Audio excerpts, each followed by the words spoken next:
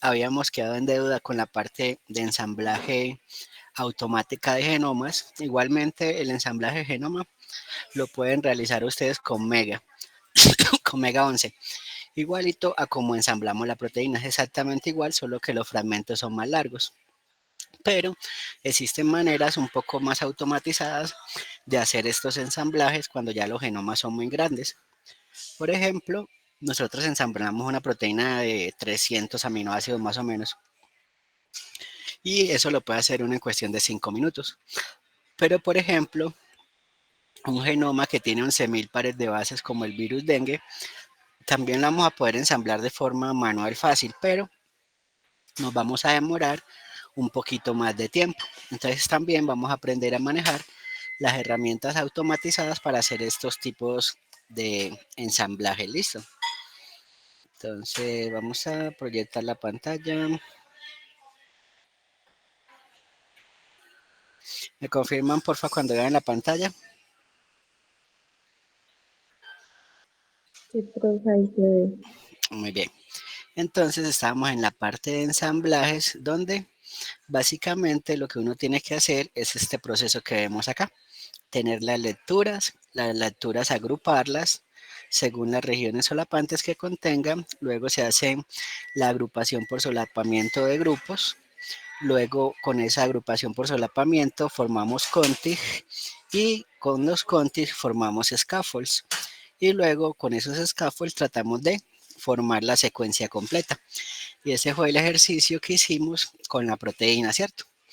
Ahora vamos a ver un genoma que se considera uno de los más pequeños. Entonces miren que aquí se secuenció el genoma del virus dengue tipo 3 o serotipo 3, donde se obtuvieron 8 fragmentos. ¿Cierto? Aquí están los 8 fragmentos. Entonces la idea es tratar de ensamblar estos 8 fragmentos. ¿Cómo le fue a ustedes con el ensamblaje manual mediante Mega? ¿Alguno lo hizo?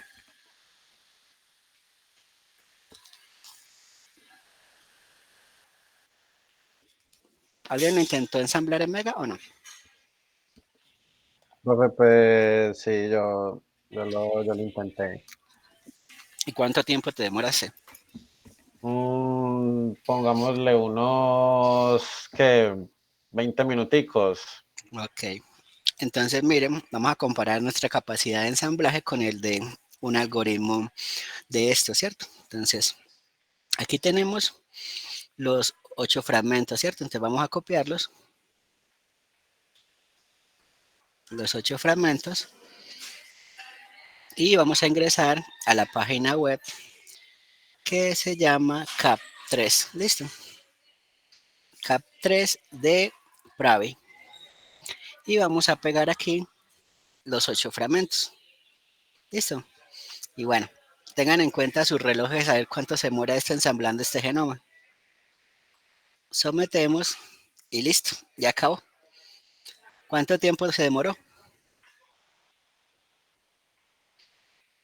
Como un segundo, ¿cierto? Y miremos, aquí tiene los resultados que son estos 4. Entonces, el contig quiere decir el genoma ya ensamblado. Miren acá, se formó un solo contig y miren todo el genoma ensambladito bien bonito. Desde la primera letra hasta la última letra. Luego, la segunda opción se llama single sequence, que es para mirar si quedó algún reads por ahí sueltico que no se ensamblara con el genoma. Entonces, si le damos clic, la pantalla se pone blanca. ¿Qué quiere decir eso? Que no hay ninguna secuencia que no se haya utilizado para el ensamblaje. Las 8 se utilizaron. Detalles del ensamblaje, cómo hizo él para ensamblar ese genoma. Entonces, él nos muestra aquí que cogió el primer fragmento, buscó una región solapante que empieza aquí, entre un fragmento y otro, y luego por acá siguió solapándolas, luego acá siguió el fragmento 2, luego aquí empieza a solaparse con el fragmento 3, luego por acá se solapa con el fragmento 4, y es exactamente lo mismo que hicimos en el Mega, solo que este software se demora un segundo en lo que nosotros podríamos demorar alrededor de media hora. Entonces miren qué bonito. Está todo el ensamblaje completico.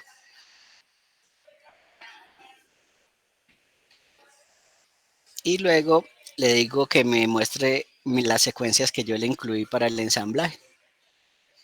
Your sequence files. Y él me dice, vea, usted colocó el fragmento 1, el 2, el 3, el 4, el 5, ¿cierto? Entonces aquí me muestra todas las secuencias que yo coloqué. Y el resultado final que yo debo tomar de la página es el config.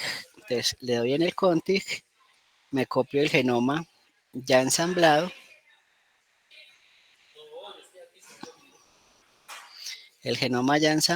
y me abro un blog de notas.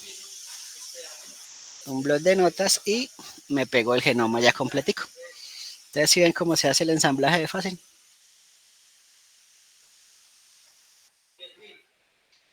¿Tienen alguna pregunta o está claro hasta ahí?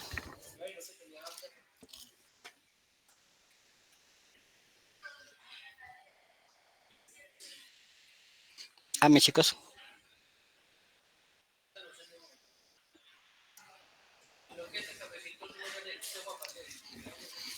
¿No hay ninguna pregunta? No, profe. Muy bien.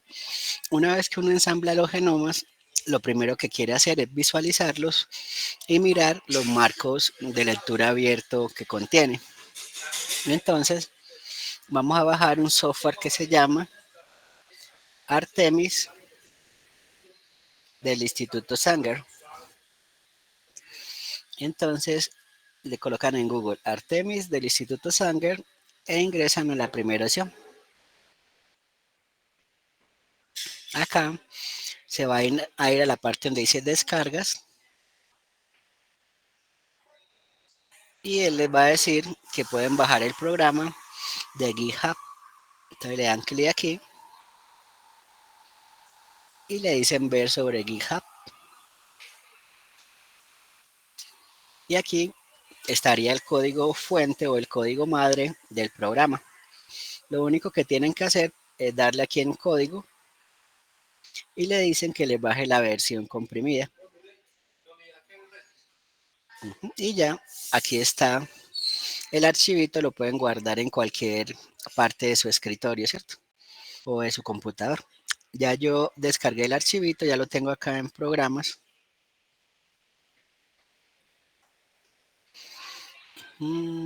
Programas, aquí, Artemis.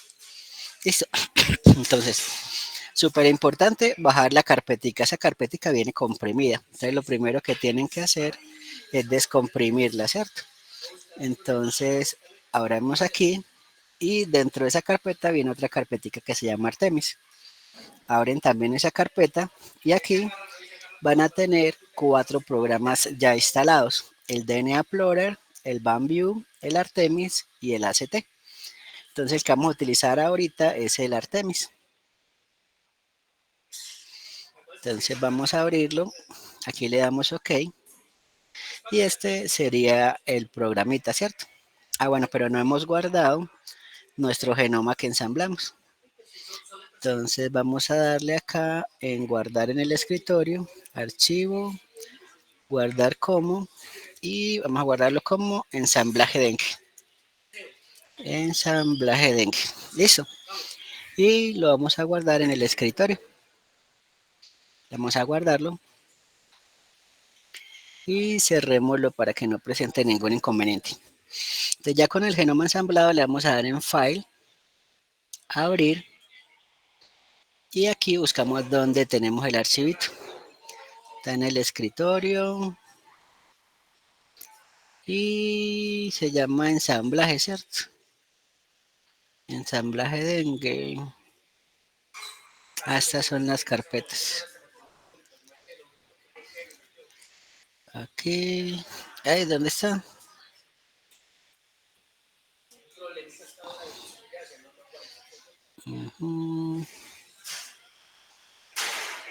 Ensamblaje dengue. ¿Qué se hizo? Yo veo.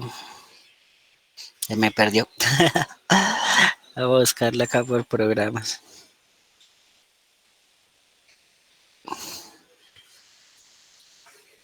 Programas.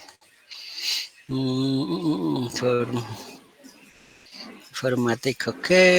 Informática 1. Mapeo y ensamblajes. Ensamblaje CAP. Y...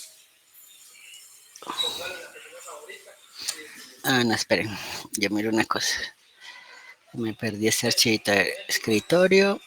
Todos los archivos.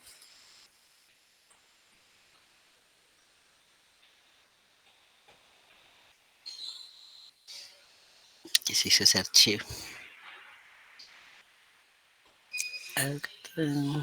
Miren acá. Ensamblaje dengue, listo. Y le damos a abrir. Y miren qué bonito. Esta es la secuencia que nosotros le colocamos al ensamblaje. Solo esta que está aquí. ¿Qué hace el software? Te saca la cadena complementaria. Y luego recuerden por la clase de biología molecular que uno tiene 3 formas de leer una secuencia. Desde la primera letrica, desde la segunda o desde la tercera. Y esos son los 3 marcos de lectura abiertos de un genoma. Entonces, si empiezo a leer desde la primera letrica, obtengo todos estos aminoácidos. Si empiezo de la segunda letrica, obtengo todos estos aminoácidos. Y si empiezo desde la tercera, obtengo todos estos aminoácidos. Entonces, ¿qué quiere decir eso? Que tenemos 3 formas diferentes de leer la primera cadena del genoma. Y si miramos la cadena complementaria, también vamos a tener lo mismo. Entonces, si empiezo desde la primera letra, tengo estos aminoácidos. Si empiezo a leer desde esta segunda letra, obtengo estos aminoácidos. Y si empiezo desde la tercera letra, obtengo estos aminoácidos de acá. O sea que en total tenemos 6 formas diferentes de leer el genoma, que serían estas 6 líneas que vemos acá. Luego, acá lo que nos hace el software es detectar todos los codones de inicio y de parada que se codifican en esos 6 marcos de lectura. ¿Por qué creen ustedes que se detectan los codones de inicio y de parada? Para ir mirando cuáles proteínas va codificando cada parte del genoma. Ese es mi muchacho. Recuerden que los marcos de lectura abiertos son, en otras palabras, las secuencias de los genes. Y todos los genes empiezan por un codón de inicio y un codón de parada. Y digamos, en la mitad de un codón de inicio y un codón de parada está la secuencia que codifica para la proteína. Entonces nos vamos a detectar esos marcos de lectura. Entonces van aquí en Create, le van a dar en esta opción que dice Mark Open Reading Frame o marcar los marcos de lectura abierto. Aquí ustedes pueden modificar el tamaño de los marcos de lectura abierto. Entonces, si lo dejan en 100, va a detectar únicamente los genes que codifiquen para al menos 100 aminoácidos. Pueden subirlo o bajarlo de acuerdo al genoma que estén analizando. Entonces, dejémoslo por defecto en 100 y le damos OK. Y miren qué bonito. Todos estos marcos azulitos son los marcos de lectura abierto y la puntica es la direccionalidad. Entonces, miren qué bonito. ¿Sí ven qué bonitos? Entonces, este genoma tiene todos estos marcos de lectura abierto. Por ejemplo, si yo quisiera saber, vamos a ver si de pronto está interconectado con el NCBI, porque a veces se cae mucho. Entonces, si yo quiero saber este marco de lectura abierto grandote, como es el dengue, recuerden que el dengue tiene una poliproteína, ¿cierto? Que todo su genoma codifica un RNA mensajero gigante que se va hasta los ribosomas y produce todas las proteínas del virus. Entonces, miremos a ver si podemos anotar este marco de lectura abierto. Entonces, señalamos el marco de lectura. A ver, señalamos el marco de lectura y le damos en ROM y aquí le hacemos un PFAM, por ejemplo. Y él va a empezar a buscar en PFAM ese marco de lectura abierto.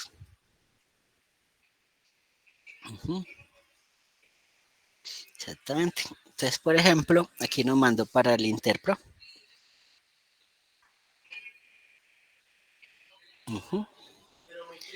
Y aquí podemos pegar la secuencia del marco de lectura abierto. Entonces, vámonos acá al programa del Artemis y le vamos a dar clic derecho y le vamos a decir en escribir. Y aquí podemos tomar, le vamos a decir, vamos a escribir las bases, o sea, los nucleótidos, o si queremos seleccionar las secuencias de aminoácidos. Entonces, por ejemplo, digámosle que las bases, ¿cierto? Y le decimos que en formato FASTA. Y coloquémosle marco de lectura 1 y guardémoslo en el escritorio. Entonces bajemos un poquito en el escritorio y busquemos ese archivito que se llama marco 1, ¿cierto? Marco 1. Y lo abrimos con un bloc de notas. Entonces, mira qué bonito. Aquí aparece el marco de la secuencia del marco de lectura abierto, ¿cierto? Esta sería nuestra secuencia a nivel de nucleótidos. Si nosotros quisiéramos hacer la secuencia de la proteína que codifica ese marco de lectura abierto, simplemente lo mismo. Clic derecho, escribir, la secuencia de aminoácidos seleccionados y aquí aminoácidos dengue. Y lo guardamos en el escritorio. Entonces, debe estar por acá aminoácidos dengue, mírenlo acá, con bloc de notas y aquí tendríamos la secuencia de proteína que codifica ese marco de lectura abierto, ¿cierto? Entonces, ¿qué podemos hacer nosotros? Podemos hacer un interproscan para mirar esa secuencia de proteínas para que codifica, ¿cierto? Entonces, de esa manera, nosotros podemos visualizar el genoma del virus dengue. ¿Si les queda claro hasta ahí o tienen alguna pregunta?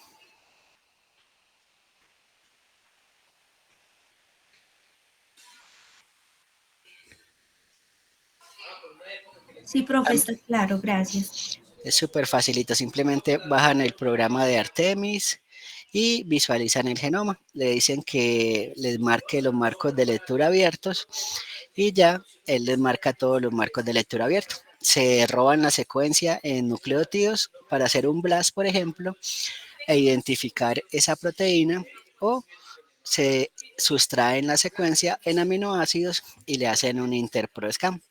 Y de esa manera pueden saber cada uno de los marcos de lectura para qué proteína codifica, ¿cierto? Entonces es súper facilito. A ese proceso nosotros lo llamamos como anotación genómica, que es decir, vea, esto es una helicasa, esta es una polimerasa, esta es una topoisomerasa, ¿cierto? Y colocarle un nombrecito a cada una de las proteínas que componen este genoma del virus dengue. Entonces miren que es súper bonito y súper fácil de realizar. Muy bien, ya la proteína la ensamblamos en Mega sin problema. Ya hicimos la identificación por espectrometría de masas mediante Mascoc. Hicimos la identificación también de las funciones de las proteínas mediante Interproscan. Ahora vamos a ver una base de datos muy bonita también, que es la base de datos KEGG, ¿cierto? La base de datos KEGG es súper bonita porque nos permite a nosotros ubicar una proteína dentro de una ruta metabólica. Entonces, miren todo el proceso. Aislamos, por ejemplo, la proteína, la secuenciamos por espectrometría de masas, la armamos, la visualizamos en 3 dimensiones, le hacemos un interprop para saber su función y ahorita queremos ubicarla en una ruta metabólica. Entonces vamos a ingresar a esta base de datos del KEGG. Vamos por acá y miremos a ver qué proteína buscamos. Vamos a ver. Vamos a buscar esta proteína que se llama la CPB en Leishmania. ¿Listo? Entonces vamos a buscar, ingresamos a Google y colocamos KEGG. ¿Listo? KEGG Database. En Google y ya la primera que nos sale, ¿cierto? Miren qué bueno. Entonces aquí es la paginita. Acá simplemente le vamos a dar en organismo. Busquemos, por ejemplo, CPB, Leishmania, CPB, Leishmania. Listo. Entonces, miren acá tan bonito. Ya él nos busca en que la ruta metabólica en Leishmania y la proteína CPB en particular, o proteasa de cisteína. Entonces abrimos el mapa. Espera un momentico, por acá, aquí en el mapa. Le damos clic aquí.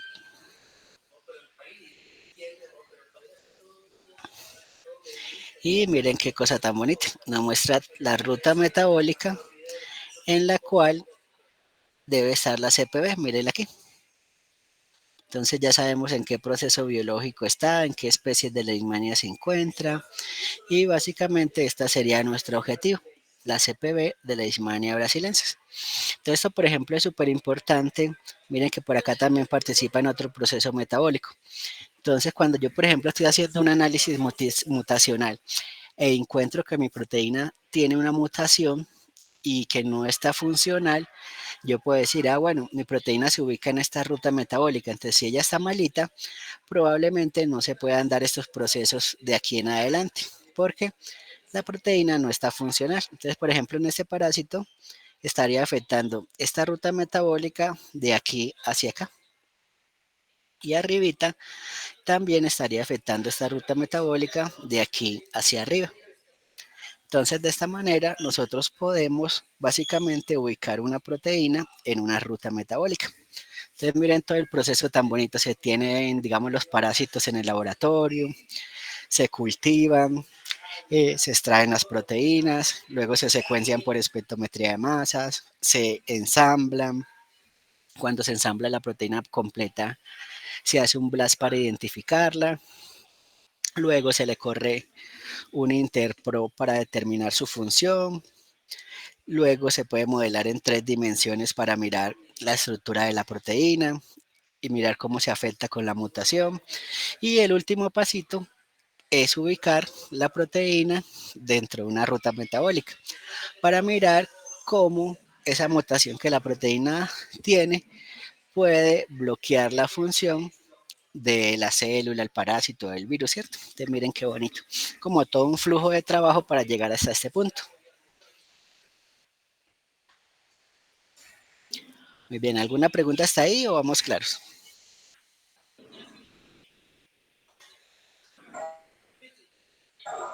Claro, profe. Muy bien. Ahora vamos a ver otro tema muy bonito que son los casos de paternidad, forense y criminalística, ¿cierto?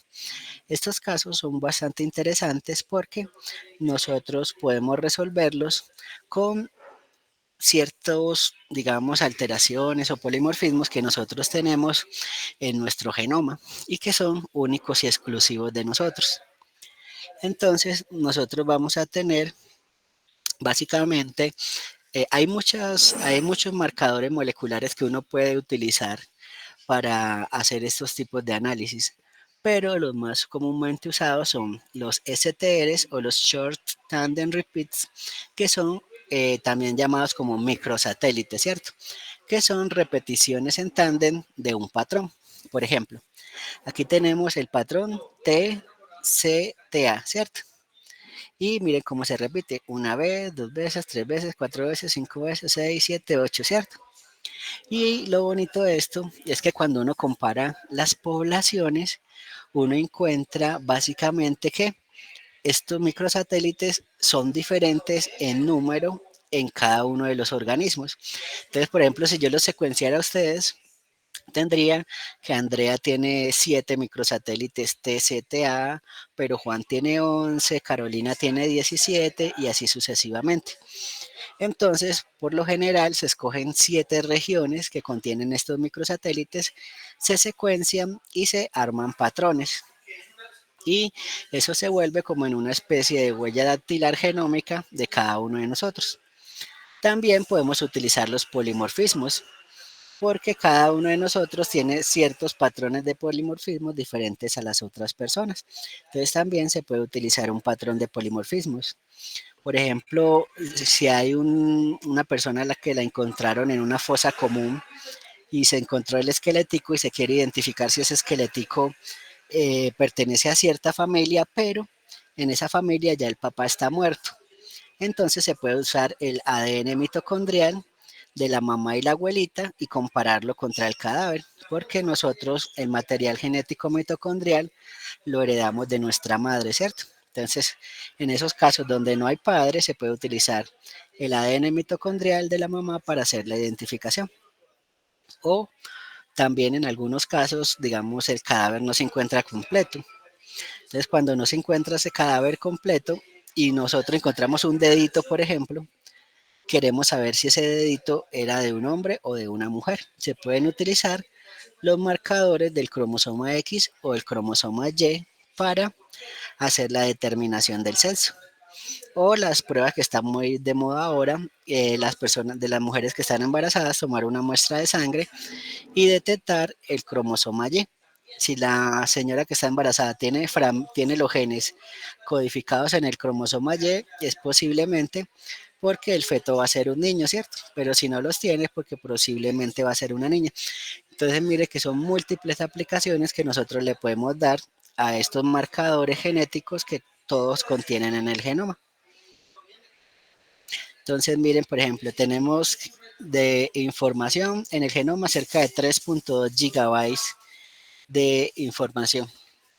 Entonces, dentro de esos 3.2, miren la porción del ADN mitocondrial que se utiliza para la identificación con casos maternos y, por ejemplo, el genómico se deriva en DNA extragénico y en ADN génico relacionado.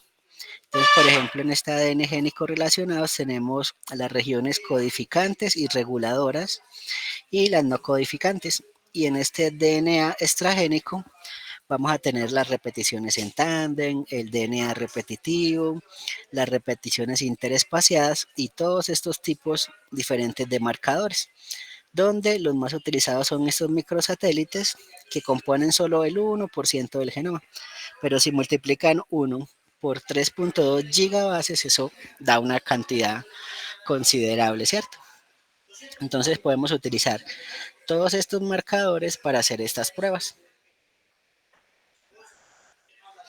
Entonces acá vamos a tener un ADN de una madre que es homocigota, entonces nos dan una sola secuencia, la secuencia del niño, con el niño como es heterocigoto nos dan la variante 1 y nos dan la variante 2. Y luego tenemos un padre que es homocigoto porque nos dan una sola secuencia y la idea es tratar de comparar esta familia y mirar si este niño pertenece a esta familia.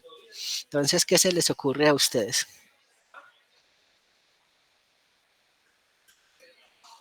¿Qué podemos hacer para saber si ese niño es hijo de estas dos personas?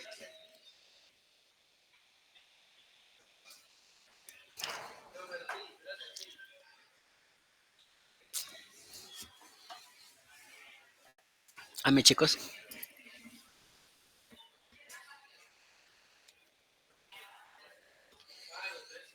De todas las herramientas que han visto, ¿cuál podríamos aplicar?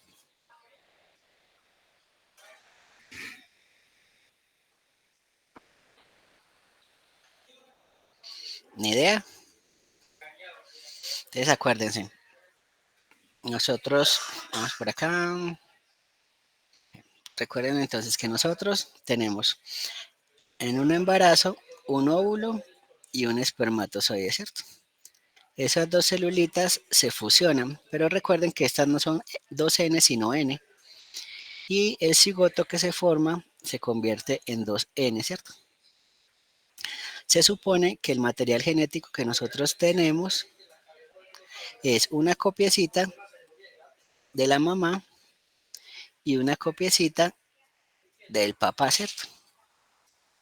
Entonces nosotros como hijos deberíamos tener una secuencia de nuestra madre y una secuencia de nuestro padre, ¿cierto? Entonces eso es lo que vamos a tratar de comprobar nosotros. Que este niño es heterocigoto para este gen que vamos a medir o esta microsatélites y mirar si esto se corresponde o no se corresponde. Entonces vamos a hacer primero que todo un alineamiento. Entonces vamos al mega, alinear, editar o construir un alineamiento, crear un nuevo alineamiento y ok. Vamos a trabajar con DNA.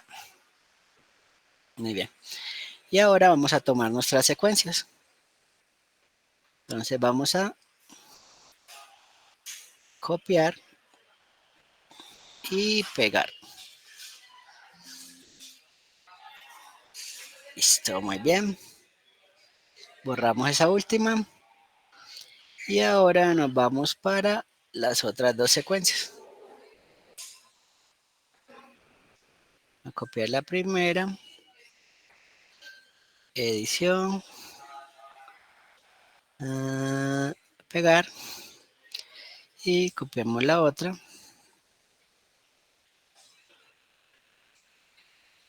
Copiar. Y edición. Pegar. Espera. Edición. Pegar. Ay, no, la dañé. A ver, vámonos por acá abajo.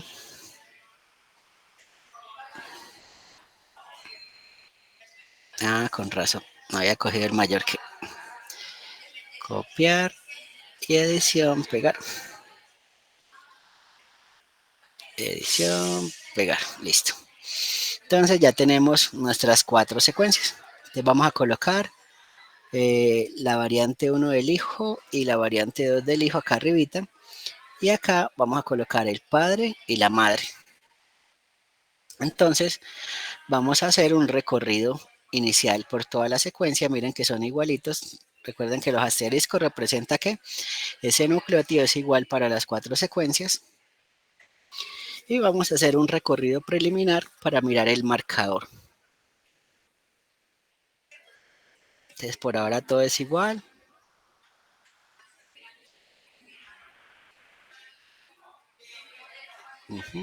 Aquí se desordena todo, pero si ustedes se devuelven un poquito, vamos a encontrar que aquí hay algo raro, que es esto. ¿Cierto? Si ustedes observan bien y son curiosos, van a poder observar que aquí hay un patrón de un microsatélite, que es el microsatélite GT, ¿cierto?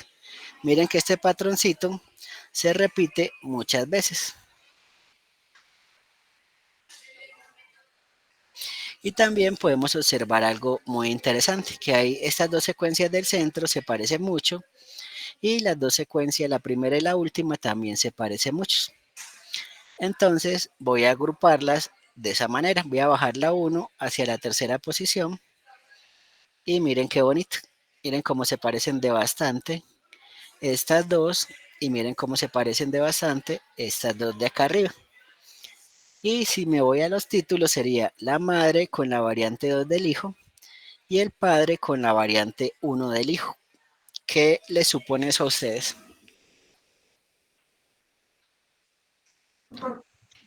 Que sí tiene parte de la madre y del padre, información Es, del padre y de la exactamente. Entonces, la idea es que el niño comparte una copia del padre y una copia de la madre. Entonces, partiendo de ese evento, ya yo sé que mis resultados van a ser positivos, o sea que el niño efectivamente es hijo de los dos. Pero esto es como visualmente por ahora, listo, pero ya uno como que sospecha. Entonces acá vienen dos cosas muy importantes. Resulta que cuando estamos analizando microsatélites, estos microsatélites dañan la continuidad de la secuencia del gen. Si ustedes se observan de aquí para adelante, van a ver que, miren cómo veníamos de bonitos antes del microsatélite, todo igualito. Pero cuando uno hace un alineamiento, los microsatélites le dañan la continuidad del gen. Entonces, miren, después del microsatélite todo se desbarata. Entonces, aquí es algo que deben anotar en rojo los chicos que tengan las pruebas de paternidad, forense y criminalística, ¿listo? Y es la siguiente condición. Cuando yo estoy analizando microsatélites, como se pierde la continuidad del gen, en rojo, por favor, no alineo. Listo. Pero si yo estoy detectando un polimorfismo, ¿cierto? Si yo estoy detectando un polimorfismo,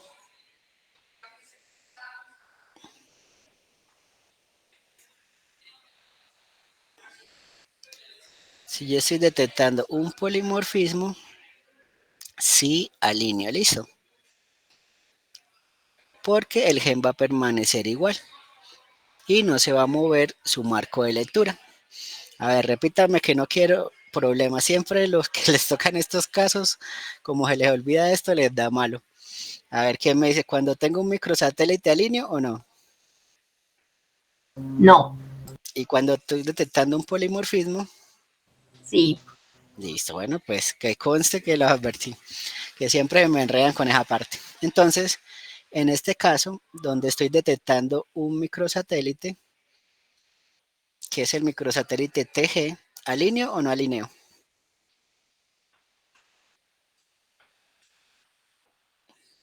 ¿Qué No. piensan? No alineo. Entonces me voy para datos, exportar alineamiento y formato mega. Vamos acá en el escritorio y le colocamos caso paternidad. Listo. Y le damos en guardar. Le damos OK. Y codifica para una proteína. Sí, listo. Ahora me voy a ir para la primera ventanita y le voy a hacer un análisis filogenético a esa secuencia. Entonces elijo la segunda opción, el neighbor joining. Me voy para el escritorio y busco caso de paternidad. Abrir. Listo.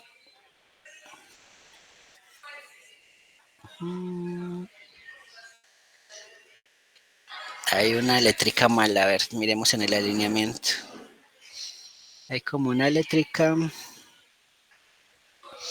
Hay un carácter inválido. A ver qué será. Por final no veo nada. Acá no veo nada.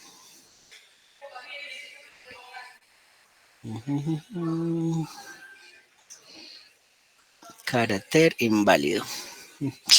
Y lo malo es buscar ese carácter inválido. ¿Cuál es entonces? Vamos a hacer algo más fácil y miremos el caso. Vamos a ver qué será lo que tiene mal esta secuencia. Tan, tan, tan, tan, tan.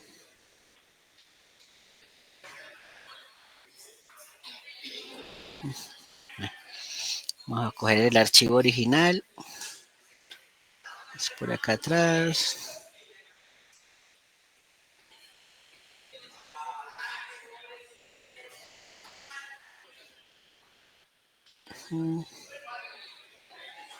Vamos a abrir el caso de una vez. De paternidad.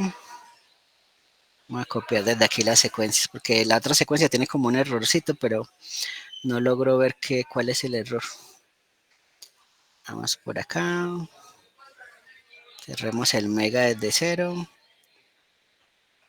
Y vamos a hacer de nuevo. Editar o construir, crear un nuevo alineamiento, ok. DNA, edición pegar. Borramos la última. Vamos a datos, exportar alineamiento, formato mega sin alinear. Y coloquemos paternidad 2. Guardar. Ok, yes, listo. Ahora sí, vamos a hacer el árbol. Busquemos el archivo que dice paternidad 2. Y démosle OK. Ahora sí. Sí, el otro debe tener algún punto, una eléctrica, cualquier cosa. Listo. Entonces, miren cómo nos da. Ahora, faltó algo. En la secuencia de la diapositiva faltó una secuencia que es una persona sin parentesco. Siempre que corremos este tipo de análisis, debemos de incluir una persona, ya sea alguien del laboratorio o alguien que no pertenezca a esa familia, para que sea como el outgroup de los árboles filogenéticos. Entonces, en este caso, colocamos un DNA humano sin parentesco. Le vamos a dar aquí en esta ramita y vamos a buscar esta opción que dice rama del árbol, ¿cierto? Y le vamos a dar clic y ya él nos va a sacar la persona sin parentesco. Entonces siempre colocamos un outgroup o una persona sin parentesco en este tipo de pruebas. Entonces este es el arbolito que nos da. ¿Qué quiere decir este valor de 100 entre el padre y la variante 1 del hijo? Acuérdense de la topología plana.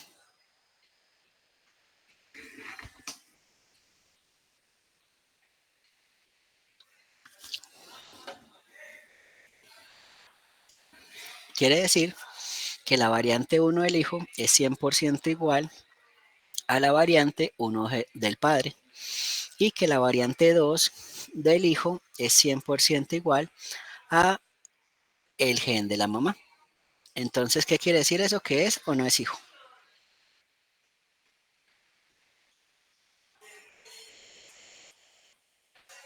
Mis chicos, Sí. sí es hijo. ¿Y qué tal si esta variante se hubiera pegado a esta persona sin parentesco? Hubiera sacado una ramita aquí.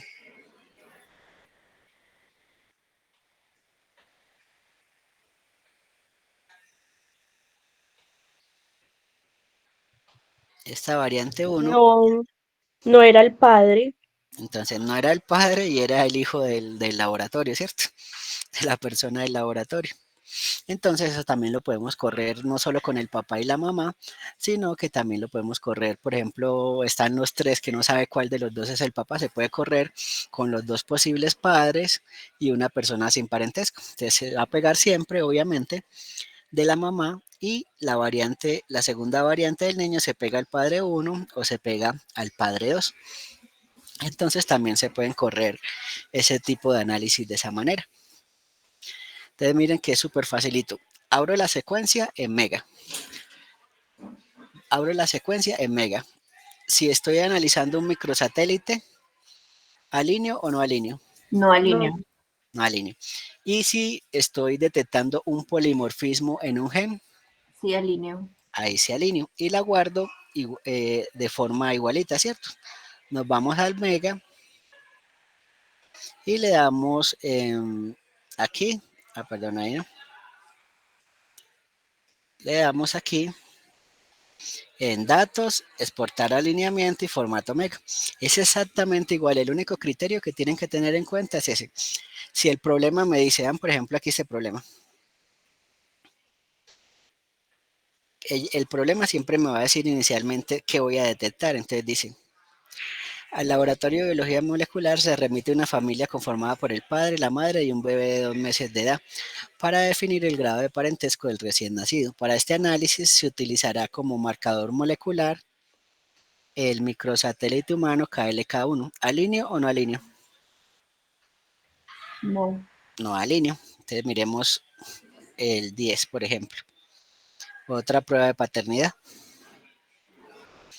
Buscamos aquí. Por lo tanto, se utilizó como marcador molecular el microsatélite KLK11. ¿Alineo o no alineo? No.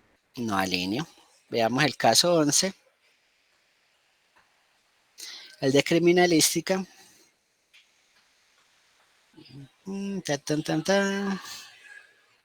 Aquí se muestran los nombres de los y sus respectivas secuencias del gen. Del gen GPP. ¿Será que alineo o no alineo?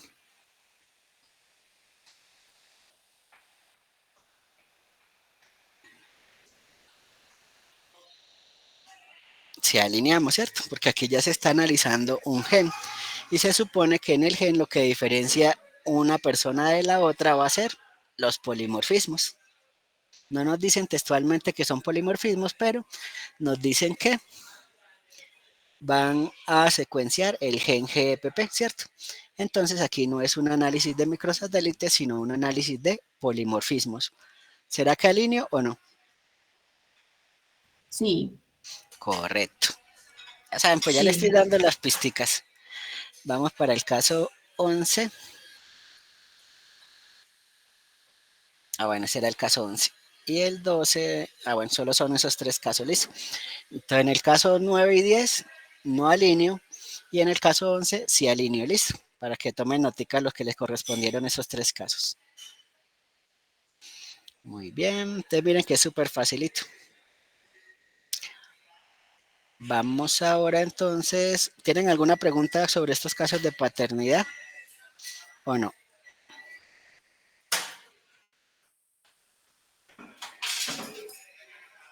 No, profe. Ok. Muy bien. Entonces, ese era el último tema que íbamos a ver. Es súper facilito. Bueno, ahora sí, vamos a utilizar esta ahorita para la sesión de preguntas que tengan. Ya ustedes tenían los casos, ya los leyeron. Entonces, empecemos con la sesión de preguntas. Ana María, adelante.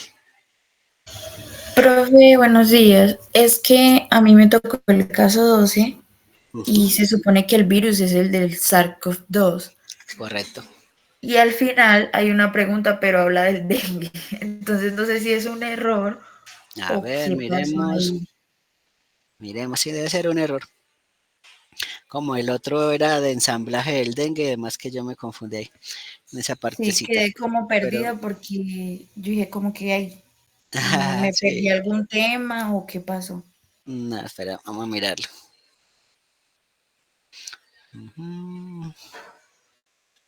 El 12, ¿cierto? ¿En qué partecita? En la al final, es como Al la final, pregunta, sí, la 8. la 8. Ah, sí. Tienes toda la razón.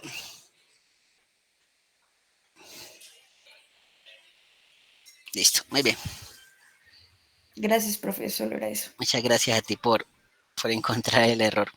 Entonces miren, por ejemplo, aquí el genoma tan bonito del COVID, ¿cierto? Entonces vamos a hacerle un ensamblaje rapidito para que vean cómo se hace de fácil. Entonces, ustedes deberían mostrarlo. Ahí les pidieron que lo ensamblaran manual y automáticamente o solo manual o solo automático.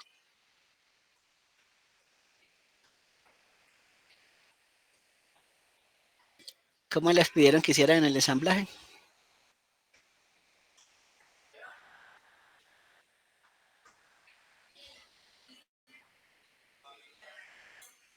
Bueno, entonces miren acá, tomamos todos los fragmentos, genoma larguito,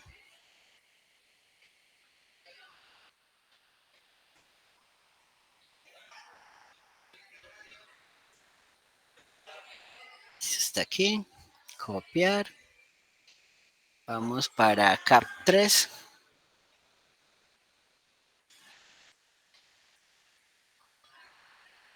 lo colocan y le dan someter.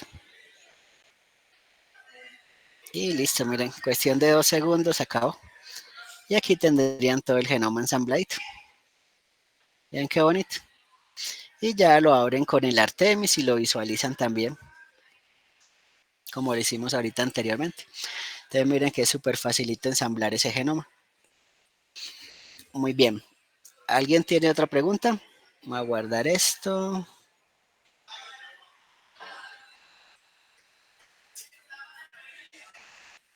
¿Alguna otra pregunta de los casos que les toca resolver? ¿O todo claro?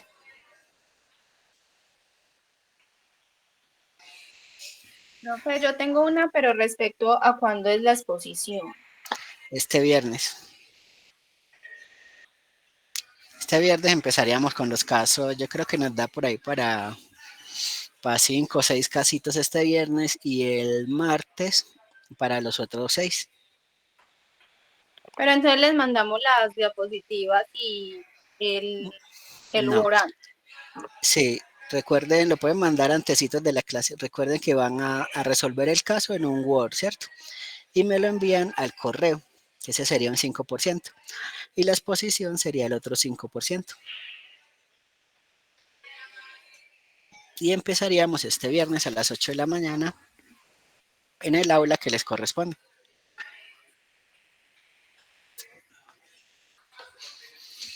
¿Alguna otra pregunta, no tiene? Profe, yo con respecto a las diapositivas, Sí. pues en las diapositivas debemos poner como paso a paso cómo hicimos o cómo, Bueno, pues, por ejemplo, en el caso de nosotros que es el 3, o sea, tenemos varias imágenes porque nos piden varios geles bioinformáticos, entonces lo sí. que pusimos en las diapositivas fueron los geles del resultado. Sí, Entonces, siempre ustedes van a armar una presentación en la cual demuestren cómo solucionaron el caso, ¿cierto? Entonces pueden mostrar imágenes para ir mostrando el paso a paso de cómo hicieron para solucionar el caso.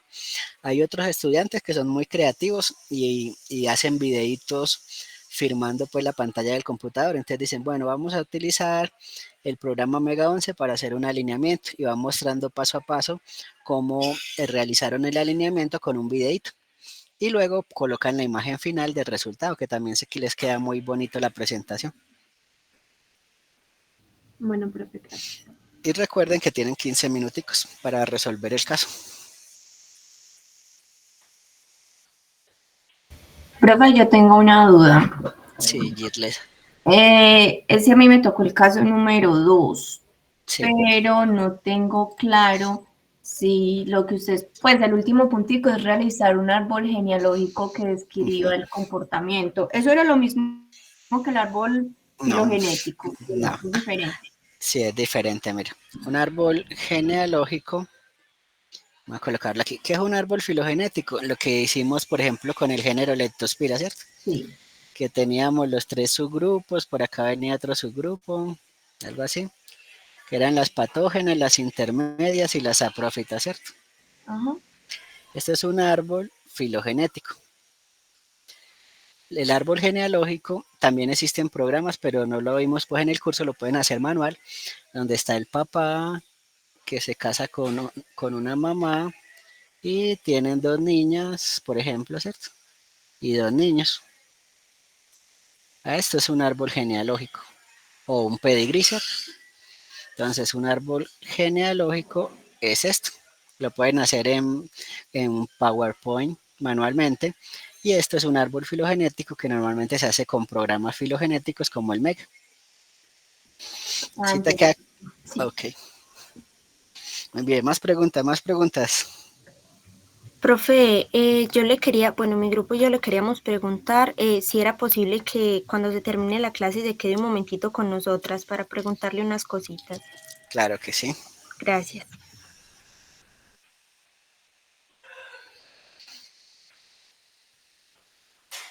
¿Alguna pregunta más?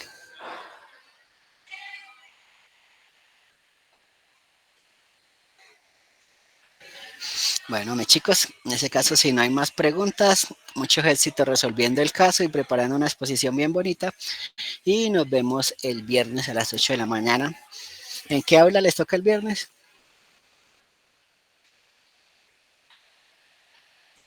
Profe, en el auditorio, ¿Es en el 305 o el 301, cierto? 101. 101. Listo, entonces nos vemos allá el viernes, ¿listo?